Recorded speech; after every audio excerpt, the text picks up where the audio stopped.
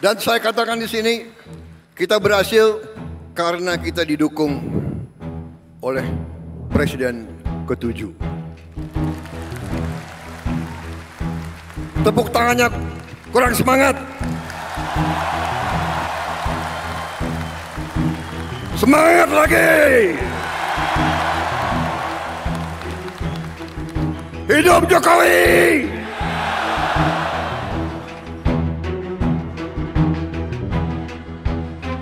Pakar Hukum Tata Negara dari Universitas Gadjah Mada, Zainal Arifin Muchtar, mengaku tidak habis pikir melihat cara Presiden Prabowo Subianto dalam mengelola Republik ini.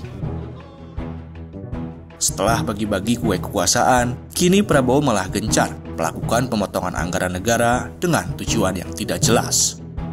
Usai dilantik sebagai Presiden Indonesia, Prabowo Subianto langsung merombak formasi kabinet dari semula 34 menjadi 48 kementerian. Ia pun membentuk badan-badan baru dan membagi-bagikan jabatan kepada mereka yang sejalan dengan pemerintahannya. Zainal mengatakan bagi-bagi kue jabatan yang dilakukan Prabowo Subianto itu tidak sejalan dengan prinsip presidensial. Menurutnya, efektivitas kabinet dalam sistem presidensial tidak memerlukan terlalu banyak menteri. Idealnya, cukup ada 24 atau paling banyak 28 kementerian. Ia meyakini langkah Prabowo itu tidak lahir dari logika penghematan dan penyederhanaan jalannya roda pemerintahan, tapi murni lantaran bagi-bagi kue kekuasaan. Di lain sisi, kini Prabowo hadir dengan narasi efisiensi anggaran yang bakal memberikan dampak buruk. Pertanyaan di ujungnya adalah uang itu akan mau dikemanakan? Penghematan itu dilakukan untuk apa? Ketika IKN membakar uang ratusan triliun, tentu pertanyaan mendasar kita ini sebodoh apa sih sebagai sebuah negara? Misalnya nih, kalau IKN betul-betul mangkrak dan kita sudah membakar uang ratusan triliun di sana, kita kayak menjadi bodoh banget gitu. Kita bakar uang untuk suatu monumen yang entah kapan akan dilanjutkan, tapi pada saat yang sama kita halangi lembaga-lembaga penting untuk bekerja menjadi dengan baik karena kemudian anggarannya dibatasi. Saya tidak mengerti apa sebenarnya yang dibalik logika penghematan itu. Walaupun saya katakan iya, penghematan itu penting, efisiensi pasti penting. Saya akui belanja-belanja yang tidak penting masih sangat banyak. Tapi kalau seperti yang dikeluhkan oleh KY, dikeluhkan oleh Mahkamah Konstitusi terjadi, ini pertanyaan mendasar. Belum lagi yang saya bilang tadi, ada lembaga-lembaga yang bebas dari sunatan itu. Apakah dasarnya guntingnya sama? Jangan-jangan karena guntingnya berbeda. Standar pengguntingannya juga berbeda. Zainal menegaskan, dua wajah berbeda yang dipertontonkan pemerintahan Prabowo Subianto merupakan sinyal berbahaya bagi negeri ini. Di satu sisi, sibuk bagi-bagi jabatan, tapi di lain sisi, gencar memangkas anggaran secara tebang pilih. Ia mengaku khawatir kalau pemotongan anggaran itu bukan demi memperbaiki kondisi keuangan negara, tapi untuk menjinakkan lembaga tertentu sehingga tidak bisa bekerja secara maksimal. Hal senada diutarakan pakar hukum tata negara Universitas Andalas, Ferry Amsari. Selain mempersoalkan instruksi presiden yang dinilai sakti lantaran bisa mengubah undang-undang APBN, ia pun menyayangkan pemotongan anggaran di Komisi Yudisial dan Mahkamah Konstitusi yang bakal berdampak pada proses peradilan. Di tengah kondisi seperti sekarang, ia berharap parlemen bisa benar-benar berperan sebagai institusi representasi publik yang meluruskan berbagai kekacauan bernegara. Namun, harapan itu tampaknya bertepuk sebelah tangan.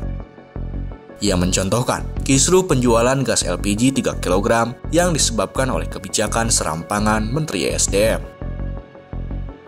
Dan lebih unik lagi adalah Istana menolak itu sebagai program atau perintah dari Presiden Prabowo, tapi yang menyampaikannya adalah Wakil Ketua DPR. Itu merusak konsep ketatanegaraan. Lembaga legislatif merasa menjadi bagian dari istana, lalu kemudian menyampaikan koreksi bahwa itu bukanlah kebijakan presiden. Ini sudah bercampur-campur konsep ketatanegaraan. Gaya model seperti itu seolah-olah ini sistem pemerintahan parlementer di mana konsentrasi pemerintah dan parlemen bercampur baur. Sementara ini sistem presidensial yang memisahkan urusan eksekutif dan legislatif. Kok Wakil Ketua DPR bisa mengatakan itu bukanlah perintah presiden sehingga kebijakan Menteri Bahlil salah.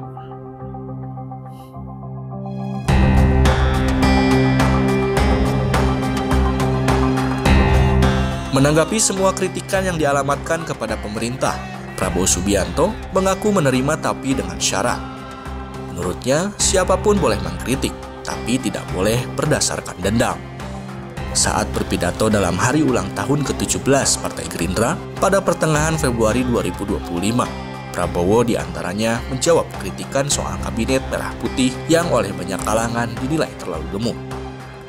Menjawab penilaian tersebut, Prabowo memberikan respons yang di luar dugaan.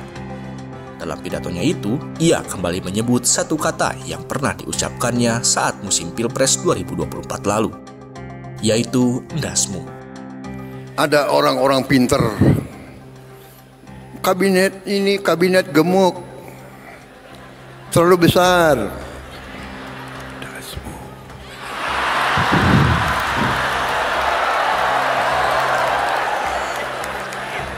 Saudara-saudara sekalian, Timor Leste jumlah penduduknya nggak sampai 2 juta orang, kalah sama Kabupaten Bogor, kabinetnya itu 28 orang, nggak sampai, lebih kecil dari Kabupaten Bogor, kabinetnya 28 orang. Kita seluas Eropa 27 negara.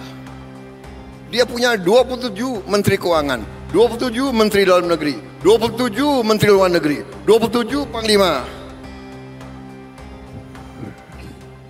Kabinet gemuk.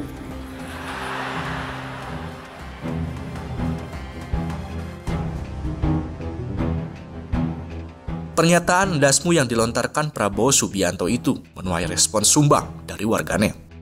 Mereka menilai Presiden tidak pantas mengucapkan kata-kata yang mengandung konotasi negatif seperti itu. Apalagi, ndasmu itu ditujukan kepada mereka yang mengkritik kinerja Presiden yang notabene digaji oleh rakyat. Prabowo merasa republik ini miliknya sendiri, sehingga bisa berbuat apapun semau dirinya.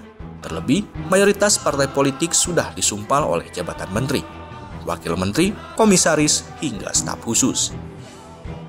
Di lain sisi, pidato Prabowo Subianto dalam perayaan Hari Jadi Partai Gerindra membuka tabir politik yang menutupi salah satu isu sentral dalam Pilpres 2024. Dalam kesempatan tersebut, Prabowo mengakui ada peran Jokowi dalam keberhasilannya menduduki kursi Presiden Republik Indonesia.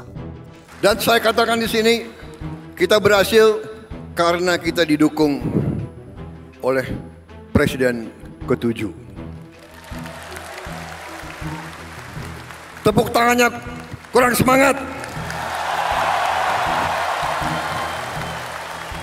Semangat lagi.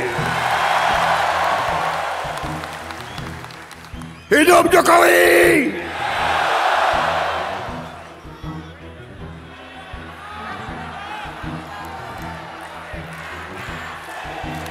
Terima kasih, terima kasih, terima kasih, terima kasih, Pak Jokowi.